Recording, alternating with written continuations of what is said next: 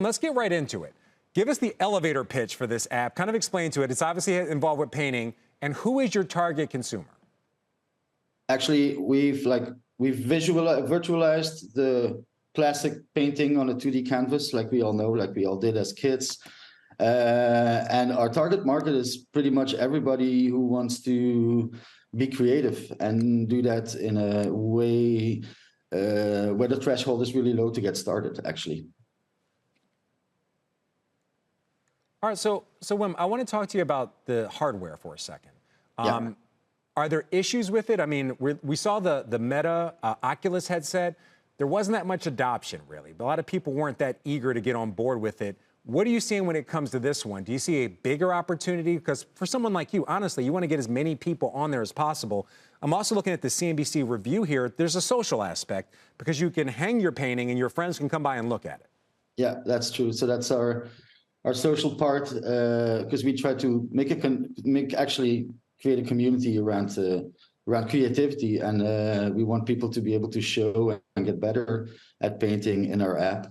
And it's true. It's like you say. We want to get as many heads in the headsets as possible to show as many people what the benefits are of this way of working and creating.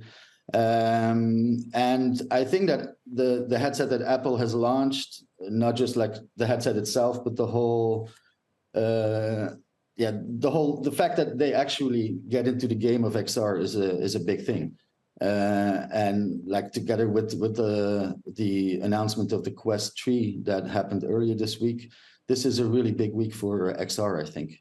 Yeah, and not just me. I mean, if you look at LinkedIn and Twitter, that's like the whole where it boils down to, actually. All right. It's definitely a huge week. Let's get down to brass tacks, though. What about monetization? Talk to me about how you plan to monetize this whole thing, what Apple's told you so far about, the cost to be in its app store when it comes to this. Give us a sense of how all that works, because for Apple, they make so much money off of those the fees they charge you to be in the app store. Well, they're not the only ones. I mean, pretty much every app store works on the same system where they take around 30%. There's one developer that says they're going to bring that down, but that's not sure. So it's going to be, I think, when it comes to monetization, it will be pretty much the same how we monetize on the Quest platform right now, on the Meta platform right now, and on Steam. And actually, it works for us. I mean, we're only on the Meta platform right now and on Steam, but we've been able to grow as a studio to 8 people now, and we only launched like a year ago. So there's definitely already a market, although it's pretty small.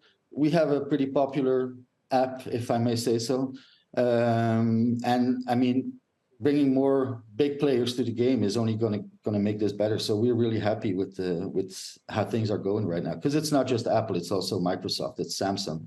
They're all coming with new headsets, and they'll probably all be like standalone headsets. So it's going to be really interesting in 2023.